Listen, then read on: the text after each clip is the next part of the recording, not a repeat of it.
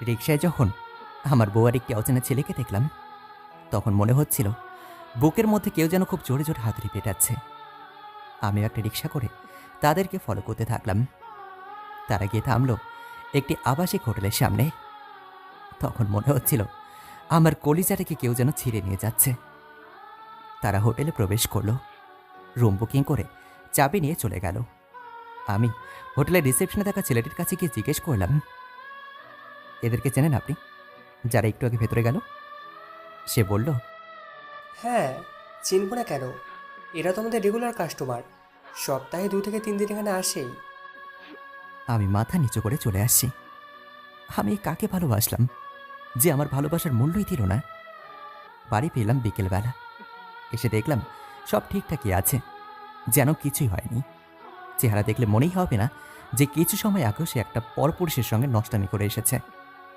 কত অভিনয় করছে, ইচ্ছে করছে মারতে মারতে মেরেই ফেলি। এখন ফিরে আসি আসল পরিচয়ে। আমার নাম নিলয়, আর আমার বউয়ের নাম স্নেহা। আমি একটা বড় কোম্পানির উচ্চপদস্থ কর্মকর্তা। আমাদের 5 বছরের একটা মেয়ে আছে, তার নাম রিয়া। আমরা দুজনে ভালোবেসে বিয়ে করলেও ভালোবাসাটা এখন আর আগের মতো নেই। মেয়েটা সারাক্ষণ আমার সঙ্গেই থাকে, যতক্ষণ আমি বাড়িতে থাকি। এর জন্য একসময় হিংসা করতো স্নেহা। মেয়ে শুধু বাবা ভক্ত কেন হবে? লেগে যেত ঝগড়া, দুষ্ট মিষ্টি ঝগড়া আর কি। এর জন্য স্নেহা রাগ করে ব্যালকনিতে গিয়ে দাঁড়িয়ে থাকতো। আমি পেছন থেকে জড়িয়ে ধরে ঘাড়ে ছোট্ট করে একটা চুমো দিলেই সব রাগ করে শেষ হয়ে যেত। হারিয়ে গেছে সব রোম্যান্টিকতা, চাপা পড়ে গেল কারো ব্যস্ততায় আর কারো অবহেলায়। মেয়েটার দিকেও তেমন কোনো খেয়াল নেই স্নেহার। এখন সে সবসময় নিজের ফোন নিয়েই মহাব্যস্ত, হয়তো নতুন প্রেমিকের সঙ্গে কথা বলছে। আমি অবশ্য কখনো স্নেহার ফোনটা চেক করিনি, কারণ আমি ওকে খুবই বিশ্বাস করি। কারণ আমি জানি ভালোবাসার ভিত্তিটা, আর বেশিরভাগ সম্পর্কের বিচ্ছেদ হয় দ্বিতীয় ব্যক্তির আগমনে। বুঝি না এই মানুষগুলো কেন এমনটা করে। অন্যের সংসার ভেঙে কি শান্তি পায়? অফিস থেকে বাড়ি এসে কলিং বেলে চাপ দিচ্ছি, কিন্তু কেউ দরজা খুলছে না। খুব ক্লান্ত সারাদিন কাজ করে।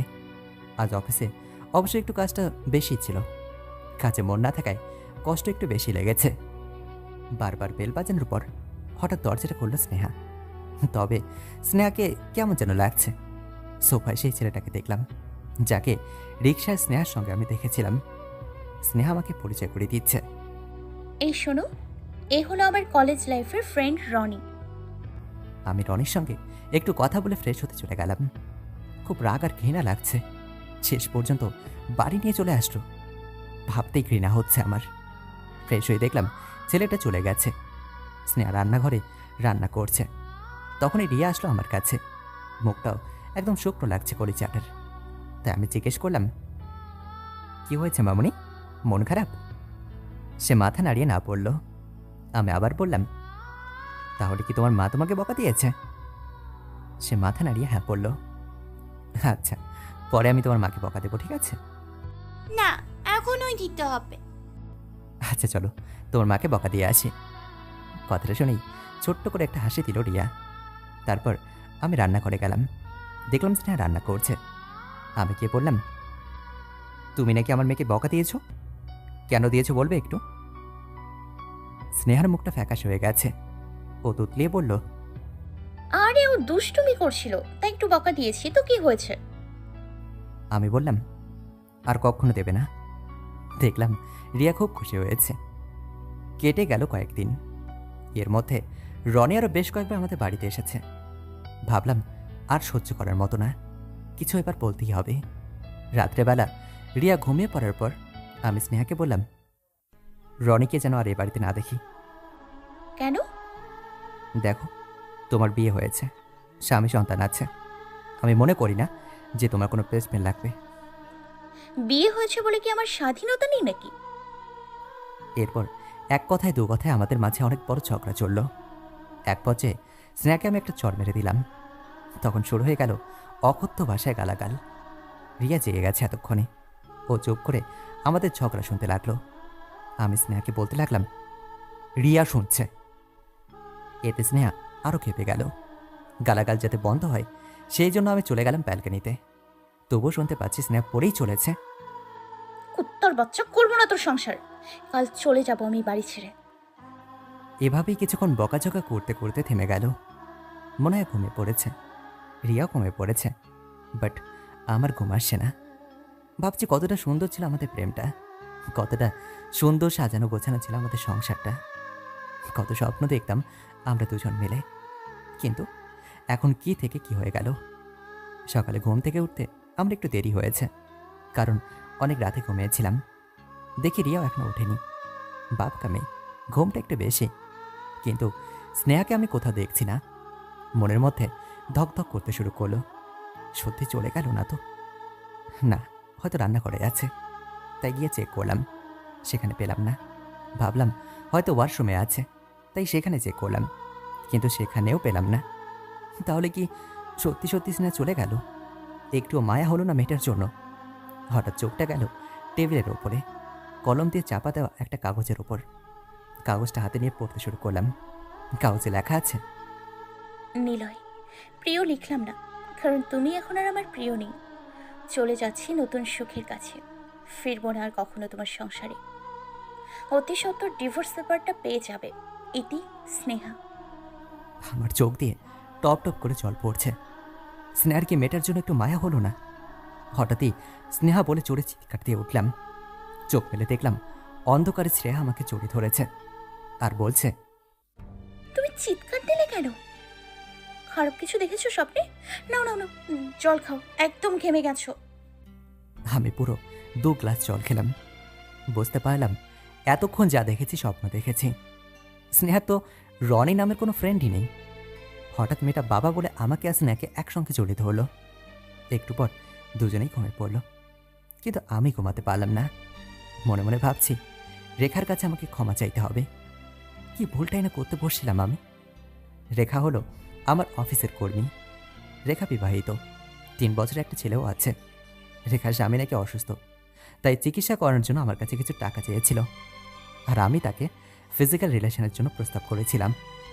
সে কতটা ঘৃণার চোখে দেখেছিল আমার দিকে। খুব অপরাধবোধ কাজ করছে আমার। আজ দরকার হলে রেখার আমি পা ধরব। সকালে উঠে 2 মা মেয়ে কুটকুট করে হাসছে। আমি কারণ জানতে চাইলে বলে আমি নাকি রাতে কান্না করে চিৎকার করছিলাম। এই কথাটা মনে করেই তারা হাসছে। আমি হালকা হাসি দিলেও ভাবছি যে স্বপ্নটা আমার জন্য কতটা গুরুত্বপূর্ণ ছিল। আমি অফিসে যাওয়ার জন্য বের হচ্ছি। দরজায় রিয়া দাঁড়িয়ে রয়েছে। আমি হঠাৎ করে রিয়াকে বললাম, মামনি, রুম থেকে আমার পেনটা একটু এনে দাও তো। আমার কথা শুনেই রিয়া দৌড় দিল রুমের উদ্দেশ্যে। আমি তখন স্নেহাকে কাছে টেনে কপালে ছোট্ট করে একটা ভালোবাসার পরশ এঁকে দিলাম।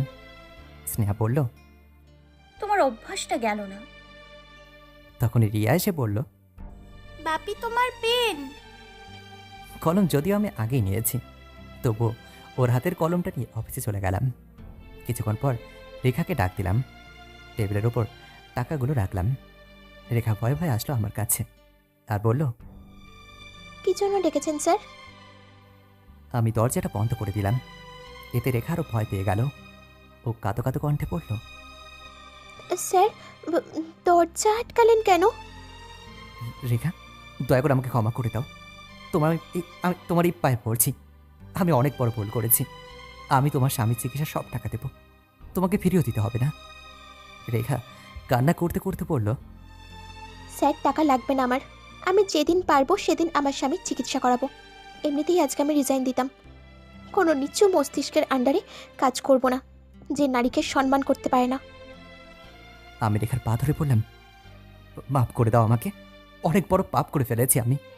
পাপের প্রায়শ্চিত্ত করতে দাও আমাকে। কথাটা বলার সময় আমি কেঁদেই ফেললাম। আমার চোখে জল দেখে রেখার মনটা নরম হলো। সে বলল, ওকে, আমি টাকাটা নেব, কিন্তু মাসে মাসে কিছু কিছু করে আমি শোধ করে দেবো। না হলে আমার স্বামী আমাকে সন্দেহ করবে, আর আমি ওকে আমার থেকেও অনেক বেশি ভালোবাসি স্যার। তারপর টাকাগুলো রেখার হাতে তুলে দিলাম। কৃতজ্ঞতার চোখে দেখছিল সে আমাকে। কতটা সম্মান দেখছিলাম রেখার চোখে আজ। আর সেদিন শুধু দেখেছিলাম এক রাশ ঘৃণা। মনটা খুব ফুরফুরে লাগছে এখন, কারণ আমি আমার ভুলটা শুধরাতে পেরেছি। বিকালে বাড়ি ফেরার সময় রাস্তায় দেখলাম বেলি ফুলের মালা বিক্রি করছে, তাই 2টা মালা নিলাম আর বাবুটার জন্য চকলেট কিনলাম। বাড়ির কলিং বেলটা বাজানোর সঙ্গে সঙ্গে দরজা খুলে দিল স্নেহা। আমি বললাম, রিয়া কোথায়? ওই তো টিভির সামনে বসে আছে, সেই বিকেল থেকে টিভি দেখছে। আমি পেছন থেকে স্নেহাকে জড়িয়ে ধরলাম, তারপর ওর ঘাড়ে একটা চুমু দিলাম। স্নেহা পালানোর চেষ্টা করে বলল, রিয়া এসে পড়বে তো। আমি পেছন থেকে বেলে ফুলের মালাটা রিয়ার চুলের খোপায় পরিয়ে দিলাম। স্নেহা আবার অবাক হয়ে তাকালো আমার দিকে। তখনই রিয়া এসে হাজির আর বলল, পাপি, মাম্মির জন্য ফুলের মালা এনেছো আর আমার জন্য কিচ্ছু আনোনি? আরে আরে আরে, আর কথা বলবো না তোমার সাথে। চকলেটের প্যাকেটের খচর খচর শব্দ শুনে পেছনে তাকে দৌড়ে এসে নিয়ে নিল আর আমার গালে দুটো চুমু দিয়ে চলে গেল। রাতে খাওয়া দাওয়া করে শুয়ে পড়লাম। ঘুম আসছে না, তাই ব্যালকনি থেকে দাঁড়ালাম। হঠাৎ মনে হলো স্নেহা পেছন থেকে আমাকে জড়িয়ে ধরে আছে। আমি বললাম, বাবু ঘুমিয়ে পড়েছে? হুম। আমি ওর দিকে করে ওকে জড়িয়ে ধরলাম আর ও ওর মাথাটা আমার বুকে রেখে পড়ল, এভাবে সারা জীবন ভালোবাসবে তো আমাকে? সারা জীবন এভাবেই তোমাকে ভালোবাসবো। ও আস্তে আস্তে নরম কণ্ঠে পড়ল, আমার জন্য প্রত্যেক দিন বেলি ফুলের মালা আনতে হবে কিন্তু। যদি না পাই তাহলে? আমি কিচ্ছু জানি না, আনতে হবে মানে আনতেই হবে, ব্যাস। আমিও আস্তে আস্তে বললাম, হ্যাঁ প্রিয়তমা, আনবো।